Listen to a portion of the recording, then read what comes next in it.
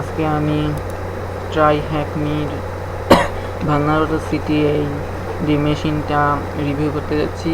তো আজকে আমরা এটার ওয়াকথ্রো করব, এই মেশিনটার ওয়াকথ্রো করব। তো চলুন শুরু করা যাক। ফার্স্টলি ডিপ্লয় করে নেবেন, ডিপ্লয় ক্লিক করবেন। এরপর আপনারা দেখবেন যে মেশিনটা ডিপ্লয় হয়ে গেছে। তো ডিপ্লয় হওয়ার পরে আপনাদের এই কোয়েশ্চেনটা দিতে হয়, ডিপ্লয় দ্য মেশিন। আপনারা এটা একটা কপি করবেন। তো সবার আগে আইপি অ্যাড্রেস পাওয়ার পর আমাদের প্রথম কাজই হয় এনম্যাপ স্ক্যান করা, যেখানে এখানেও বলে আছে যে এনম্যাপ স্ক্যান করতে। তো আমরা এনম্যাপ স্ক্যান শুরু করে দিই। তো এনম্যাপ এটা একটা কমন একটা কমান্ড, এই কারণে আমি এই কমান্ডটাই দিচ্ছি। আপনারা চাইলে মাইনাস স্ক্রিপ্ট লাগাতে পারেন, পিটি লাগাতে পারেন, কিন্তু আমার তো প্রয়োজন নেই, এই জন্য আমি এটা দিয়ে দিচ্ছি, এন্টার করে দিচ্ছি। তো এটাতে একটু টাইম লাগবে, ততক্ষণে আমি এটা এখন দেখে নিই। তো এখানে লেখা আছে স্ক্যান দ্য বক্স, আইপি অ্যাড্রেসটাও দেওয়া আছে। তো আমরা এখানে আগে এটা স্ক্যান করছি, যে কোনো ধরনের আপনারা এই সবগুলোর মধ্যে দেখেন বিভিন্ন ধরনের ফ্ল্যাগ দেওয়া আছে। -SB attempt to determine the version of service, মানে এর মাধ্যমে সার্ভিসের ভার্সন ডিটেক্ট করা আছে। আপনারা সবগুলো পড়ে নিতে পারেন, আমি আর করছি না। তো there is a Nmap cheat sheet online, can you use to. তো এখানে বলছে যে এনম্যাপ চিট শিট আছে, যে চিট শিটটা সেটা ইউজ করতে। তো আমি এখন আর এই চিট শিটটা ইউজ করতেছি না। আচ্ছা, আমাদের এই মেশিনটা এখনও ডিপ্লয় হয়নি। ডিপ্লয় হওয়ার পরেও আপনাদের এইসব মেশিনটা কিছুক্ষণ টাইম লাগে, এই কারণে আপনারা পিং করে নেবেন। তো আমি বলি আগে পিং করে নিতে, যখন শুরু হবে। একটু পিং হয়ে গেছে, তো আমরা আবার আগের মতো এনম্যাপ দিয়ে দিই। তো এখন আশা করি হয়ে যাবে। তো প্রথমে হয়নি হওয়ার কারণ এই পোস্টটা ডাউন ছিল। তো আপনারা যদি পিং না করে নেন, বিভিন্ন সময় এই এনম্যাপ পোর্টগুলো আইপি অ্যাড্রেসটা ওপেন হয় না, এই কারণে প্রথমে পিং করে জেনে নেবেন।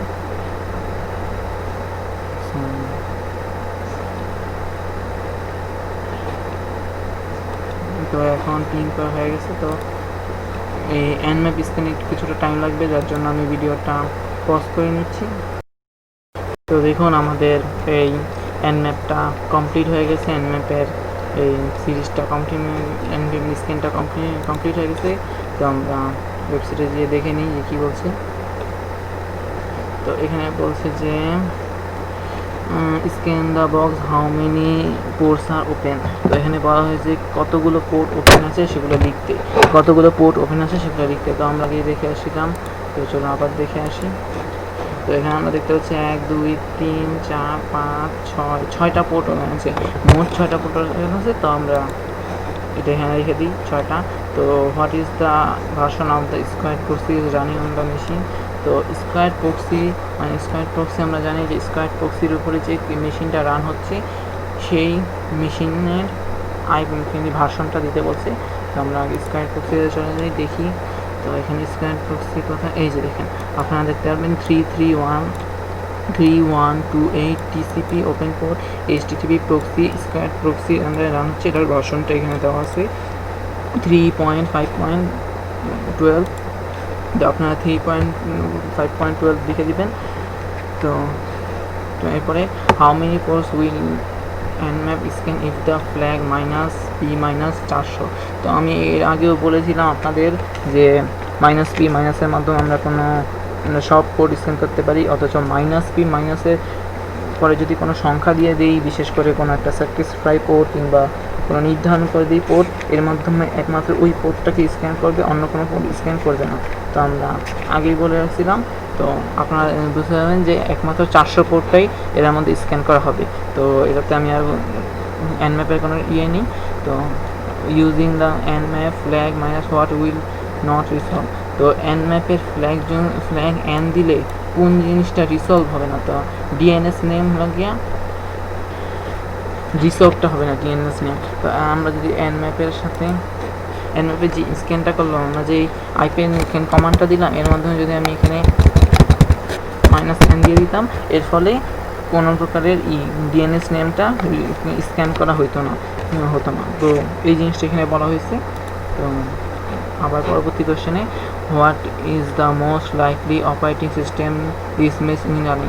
এখানে হচ্ছে মোস্ট লাইকলি মানে এখানে বলা হচ্ছে সাধারণত মানে হলো বিশেষ করে কোনটার পার্সেন্ট বেশি যেই মেশিনটা এখানে রান হচ্ছে। তো আমরা এখানে দেখে আসি যে এনম্যাপ এখানে গেস করতে তো পারবে, হ্যাঁ service info host script OS, তো ওএস ডিটেক্ট করতে পারছে, এটা মনে একটা আন্দাজ করতে পারছে যে কোন ওএসটা এটাতে রান হচ্ছে।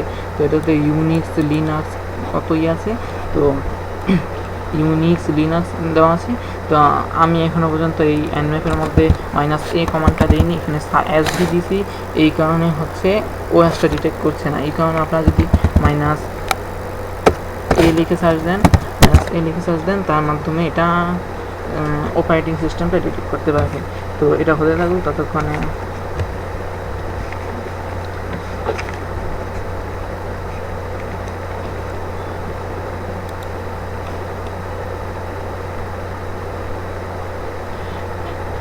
তো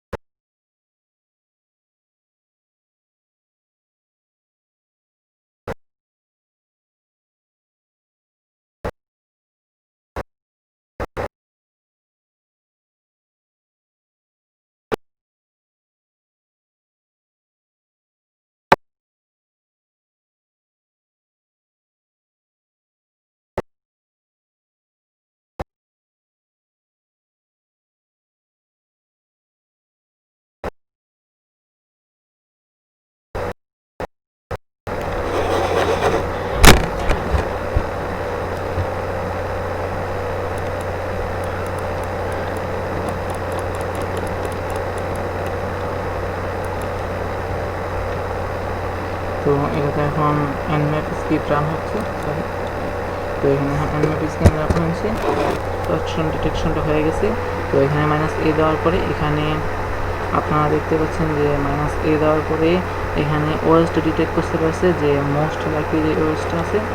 এক সেকেন্ড আপনাদের দেখিয়ে দিই। তো এখানে বলছে যে what is the most likely operating system in the machine is running. তো আমাদের মোস্ট লাইকলি অপারেটিং সিস্টেমটা এটা ডিটেক্ট করতে পারছে। তো আমি যখন -a দিলাম তখন এটা এই যে, তো আপনারা দেখতে পাচ্ছেন যে আননোন সার্ভিস এসএমবি উবান্টু, এই দেখেন এসএমবিতে উবান্টু রান হচ্ছে। তো এটা সার্ভিস ভার্সন ডিটেক্ট করতে পারছে, অর্থাৎ এটা অপারেটিং সিস্টেমটা ডিটেক্ট করছে। তো আমরা এই কোশ্চেনটার উত্তর পেয়ে গেলাম। পরবর্তী কোশ্চেনে চলে যাই। পরবর্তী কোশ্চেন হচ্ছে what is the web service running on.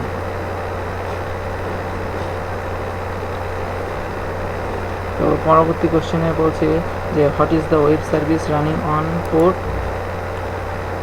তো আমরা জানি যে সার্ভিস ভার্সন অথবা ওয়েব সার্ভার সবসময় 80 পোর্টের আন্ডারে রান থাকে। তো আমরা এখানে দেখে আসি যে আসলে কি 80 পোর্ট এখানে আসলে যখন স্ক্যান করছি তখনই আমরা জানতে পারছি যে এই মেশিনটা আসলে HTTP 333 পোর্টের আন্ডারে রান হচ্ছে। তো এটা একটা মজার কথা যে HTTP সার্ভার 80 পোর্টের বদলে 333 পোর্টের আন্ডারে রান হচ্ছে। তো এটা আমরা এখান থেকে জানতে পারলাম। তো চলুন পরবর্তী কোশ্চেনে চলে যাই।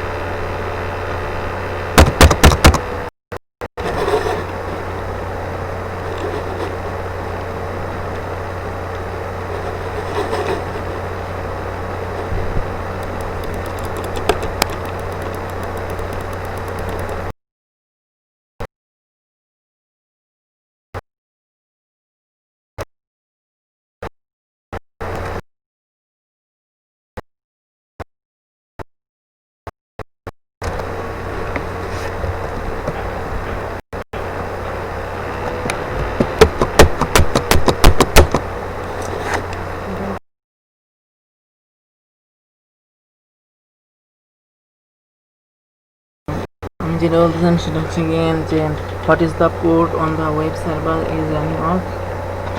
তো এখানে বলা হয়েছে যে ওয়েব সার্ভার কোন পোর্টের আন্ডারে রান হচ্ছে। তো আমরা এটা আগে দেখতে পেয়েছিলাম যে কোথায় জানি, এই তো এখানে দেখতে পেয়েছিলাম যে ওয়েব সার্ভার HTTP আমাদের এই 333 পোর্টের আন্ডারে রান হচ্ছে। তো আমরা এটা উত্তর পেয়ে গেলাম। আচ্ছা, এখানে পরবর্তী কোশ্চেনে বলছে it's important to ensure doing scan. আচ্ছা, তো এখানে বলা হচ্ছে যে সব স্ক্যান করার সময় সবসময় -p মাইনাসের মাধ্যমে ইউজ করতে। তো আমরা আগে দিয়েছে nmap -p এই পোর্টের এই কমান্ডের মাধ্যমে রান করতে। তো আমি আগেই বলেছিলাম যে এর মাধ্যমে অনেক টাইম লাগে এবং মেশিন এবং এতে খুব সময় লাগে, এই জন্য আমি আর এই কমান্ডটা দিচ্ছি না।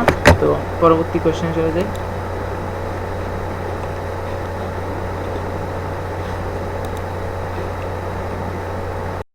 তো এখানে আমরা পরবর্তী টাস্ক এসে পড়ছি। পরবর্তী টাস্ক হলো 3 নম্বর টাস্ক। তো এখানে বলা হয়েছে যে এক সেকেন্ড, আমি আমার ওপেন ভিপিএনটা কানেক্ট করে নিচ্ছি। তো ওপেন ভিপিএন কানেক্ট হয়ে গেছে। তো এখন এখানে আরেকটা এখানে আবার বলা হয়েছে, এখানে বলা হয়েছে যে গোবাস্টার দিয়ে ডিকশনারি সার্চ করতে।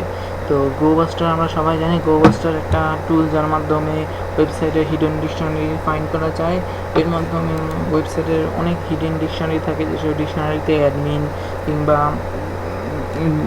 কিংবা ওয়েবসাইটের ওনার যাইতে সাধারণ মানুষকে যাইতে দেয় না, এই কারণে এটা গোবাস্টার ইউজ করা হয়।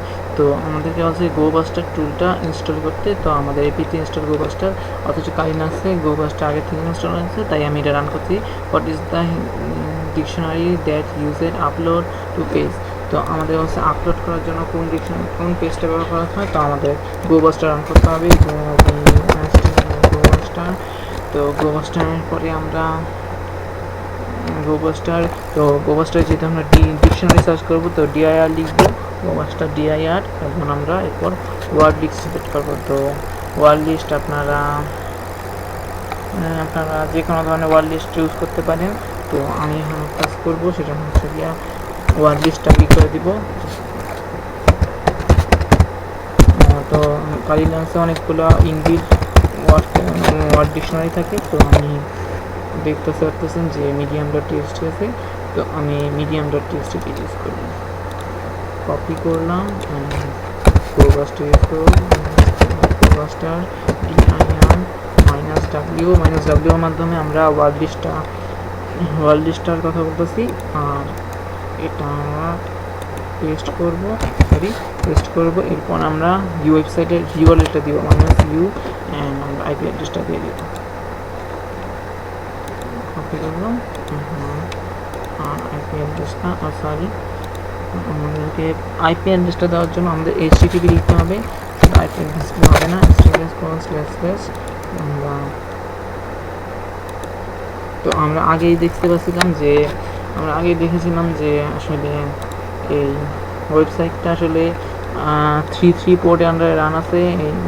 এই যে 3.3 পোর্ট আন্ডারে ওয়েবসাইটটা রান করা আছে। তো আমরা এখানে 3.3 অবশ্যই লিখতে হবে, অনুপাত 1 2 3 4 1 2 3 4। তো এটা অবশ্যই লিখতে হবে, এর মাধ্যমে ওয়েবসাইটটা রিকগনাইজ করতে পারবে। তো এই ব্যাপারে একটু খেয়াল রাখবে, কারণ -3.3 এটা না দিলে ওয়েবসাইটটা রিকগনাইজ করতে পারবে না।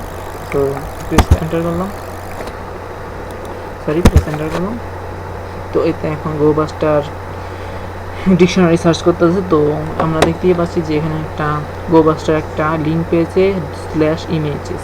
তো আমরা সবাই জানি যে ইমেজেস সাধারণত সব ওয়েবসাইটেই থাকে। তো এটা কোনো বড় ধরনের ফোল্ডার না, তো এটা আমরা দেখতে যাচ্ছি না।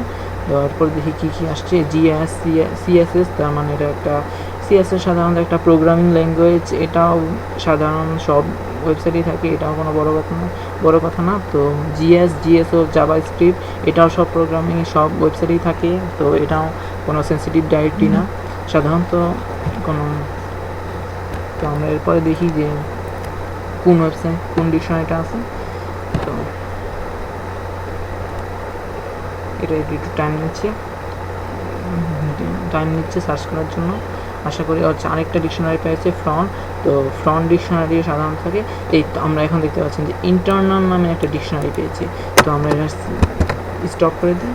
তো দেখুন এই সবগুলো ইমেজেস, সিএসএস, জিএসএস, ফন্ট যতগুলো আছে সবগুলো সব ওয়েবসাইটেই থাকে, জেনারেলি থাকে, কিন্তু এই ইন্টারনালটা একটু আলাদা একটা তো আমি এটা কপি করে নিই। এটা সাধারণত সব ওয়েবসাইট থাকে না ইন্টারনাল।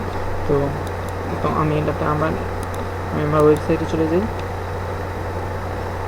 ওয়েব ব্রাউজারে গিয়ে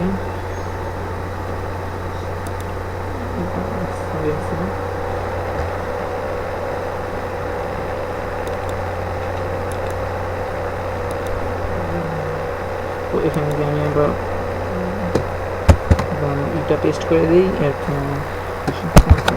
1 2 3 4 তো আমি আমার ইউআরএলটা দিয়ে দিলাম। এরপর স্ল্যাশ আমি এই ওয়েবসাইটের ডাইরেক্টরিটা লিখবো, স্ল্যাশ ইন্টারনাল রেখে দিই।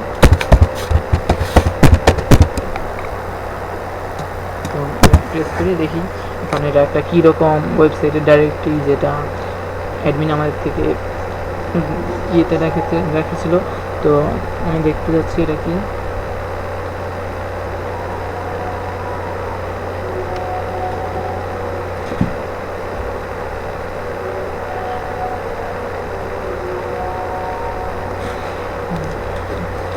এতে প্রচুর টাইম নিচ্ছে।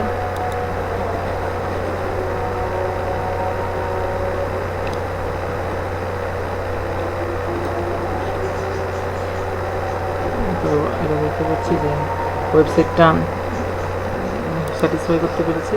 তো আচ্ছা, এখানে একটা আপলোড পেজ আছে। তো আমরা দেখতে পাচ্ছি যে এখানে কোনো ধরনের ফাইল আপলোড দেওয়া যাবে, যে কোনো ধরনের ফাইল আমরা চাইলে আপলোড দিতে পারি। তো এটা একটা ওয়েবসাইটের ভালনারেবিলিটি হয়, যা যে কোনো ওয়েবসাইটে হয় ভালনারেবিলিটি, যে কোনো ওয়েবসাইটে যদি ফাইল আপলোড দেওয়া যায় সেটা একটা ভালনারেবিলিটি হয়। এর মাধ্যমে আমরা রিভার্স শেল আপলোড দিতে পারি, যার মাধ্যমে আমরা সিস্টেমে শেল পেয়ে যেতে পারি। তো আমরা বলতে পারি যে উবান্টু যেই ওয়েবসাইটটা থেকে রান হচ্ছে সেই উবান্টু কম্পিউটারটা আমরা শেল পেয়ে যেতে পারি। তো এখানে লেখা আছে what is the dictionary that has upload and from of page. তো আপলোড ফর্ম কোথায় আছে? তো আমরা ইন্টারনালি তো আপলোড ফর্মটা পেয়েছি, যে আপলোডের জন্য যে পেজটা আছে সেটা ইন্টারনাল। তো আমাদের কারেক্ট অ্যান্সার হয়ে গেল। তো এর পরবর্তী টাস্কে চলে যাই। তো পরবর্তী টাস্কে বলছিল গিয়া কম্প্রোমাইজ দ্য ওয়েব সার্ভার। তো আমাদের কম্প্রোমাইজ করতে হবে পরবর্তী টাস্কে। তো আজকে এই পর্যন্ত ভিডিও। তো বাই বাই। পরবর্তী ভিডিওতে আমি এই বাকি টাস্ক ফোর্স কমপ্লিট করব।